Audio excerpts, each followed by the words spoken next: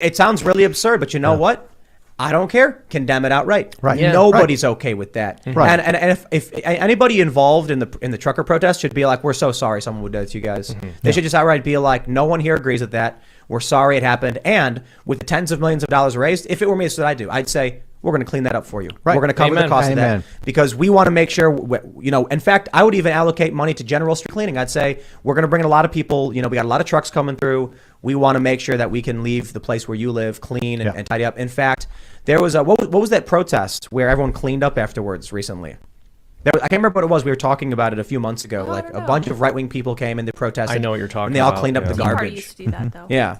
And when you look at these left-wing rallies at the Women's March, it's just totally trashed. Right. Disgusting. Right. Just obliterated. Yeah. Yeah. Well, here we are. So where does this end, Tim? I mean, you've Well, got these guys protesting. Where does this end? People are still. We have some super chats. We save them for the end, but people are mentioning that the convoy is not even in the city yet. Oh, really? Like it's been it was 50 miles long, and so you have 50,000 truckers.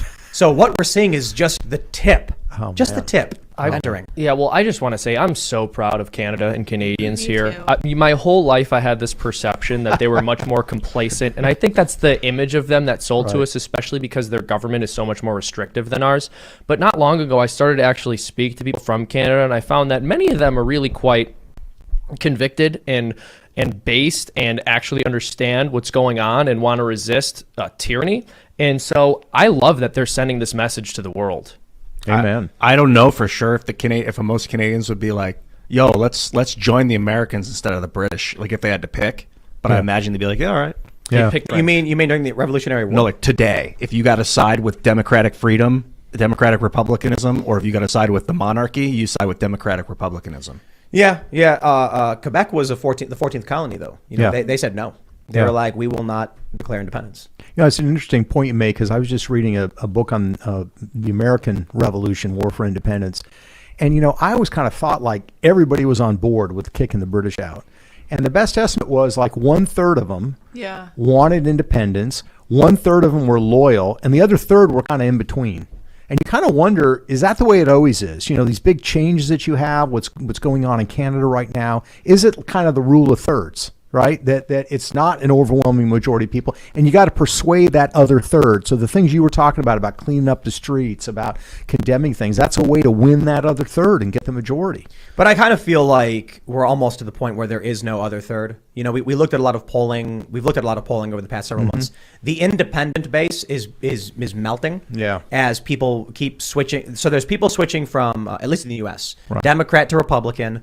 Independents are being pulled left and right, with the biggest group of independents going Republican. The Republican Party is starting to balance out and gain on the Democratic Party, but there's almost no middle anymore. Yeah. If you're a centrist, I feel like this show we do is a balance of opinion. It's called Right Wing by the Left, Right? And it's the most insane thing because I watch some conservative shows and I'm like, I can certainly see the difference between the show we do and the show they do, and so can our viewers. Yeah. But if you're on the left, it's all right wing. Right. So when you get to that point, it's almost like, do you really win that third? Or, I guess so. Obviously, we're trying to convince those people to join freedom. And I think it's working because even Democrat voters are switching over to Republican. Not that Republican is the right answer, mind you. It's just like people feel like it's their only alternative. Right. But things are hyperpolarizing. Right. But there are a group of people who are kind of apolitical, right? I mean, they have cultural opinions, but apolitical. And I agree with you. It's a diminishing group to what it used to be. But I just want to believe and hope that there is a persuadable group in the country and that you can. And that's why you need to do these things and demonstrate, how important your views and values are and do things like you were saying, clean up the streets. And I think everyone is persuadable to a certain degree. And I think it's not about a middle ground, a 1/3. I think we're actually looking at Democrat voter base. We're looking at default liberal types. I think that's what Andrew Breitbart called them. Right. Default liberal. So they vote Democrat. They align with the Democratic Party. They say that they're Democrats. And now they're watching what's going on and they're rolling their eyes and saying, yo, I'm out. Yeah. Many of them are voting for Republican. Many, I think, Pew referred to them as the stressed sideline. Yeah. But I don't think, it's large enough at this point. I think what's actually happening is shows like this, shows like Joe Rogan and other shows, even conservative ones and even some left ones like Jimmy Dore, are eroding at the establishment narrative. And it's resulting in people just saying, I'm done with that group of people. The celebrity message. I mean, look at that story. Waving Nazi flags and hate symbols. Like, seriously? Right. There was a tweet from Kurt Schlichter. It was really funny. I can't remember exactly what he said, but he was like, the left is really mad when the workers of the world are uniting. Or whatever. It's like, it's kind of funny how that's working out, right? And these are truckers. These are typically younger to middle-aged guys who are just driving on the road, and people of all different backgrounds, honestly, who drive trucks, but not the kind of people you expect to be marching around throwing bricks through windows. Right. No. And here we are with the smears and the manipulation and. I mean, yeah, well, these are people with a sense of responsibility. They have jobs. That's the entire reason that they're protesting. It's for their rights as workers. These are not irresponsible teenagers who are going out trying to destroy things like we saw for an entire summer. And that was never condemned by any of the people who are condemning all of these truckers for something that a fringe minority within their group is doing, and who, quite frankly, we don't even know is a fringe minority within their group. These could just be randos showing up. Yeah. Right. Yeah. So you asked, like, where does this all go? Mm-hmm. You know what's fascinating is that this story is happening in Canada. Mm-hmm. And, I was talking with, people just before the show, and I think it was my brother who said it's like a global civil war almost. Because it's not just the United States that's experiencing this cultural rift. It's Europe, Canada, the United States. Australia. And to a certain extent, Australia and New Zealand. But Australia, man, things are bad there. What is it? The British Empire is crumbling? Is that what basically finally? Yeah, maybe after this like is it. 600 years or something. It's Yeah. the culture that was born out of mostly, I guess, British colonization.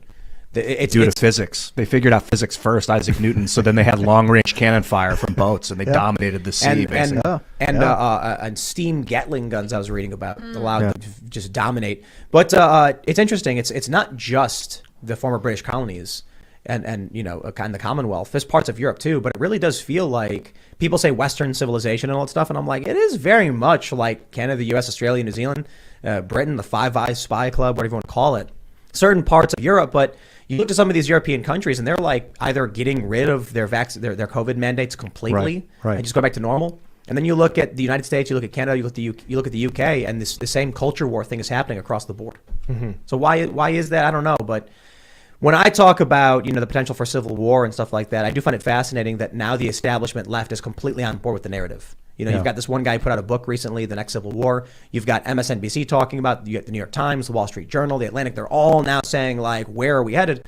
And then if you actually, when we look at what's going on with the truckers, and we look at how Trudeau responds, when they start claiming that working class people in trucks are like evil white supremacists, Nazis, and all that stuff, I'm like, there is no convincing this other side. You either concede to them, give them concession, or you assert yourself now and recognize the groups are two completely separate groups that will not ever work together. There's no convincing them because Klaus Schwab, and I don't want to put it all on you, Klaus, there's probably other people involved, they don't want to not think this. They're intentionally choosing to believe that there's some sort of rift. So it's like you can't convince someone that is going to choose to believe it. Mm-hmm. Does that make sense? Yeah. I see Luke's in the comments trying to Luke, comment. help me, Luke. What am I missing? No, we don't read his comments now. He left us. Yeah, he did. So we'll just ignore Luke's comments. That's right. No, Luke said it was. It's called the Great Reset. It's part of the Great Reset. Yeah. Maybe, but it's Adrian Curry commented too that it's China. That's sowing this dissent. I wonder what your thought is, Peter, on this culture war that's happening in Canada, the U.S., and the UK.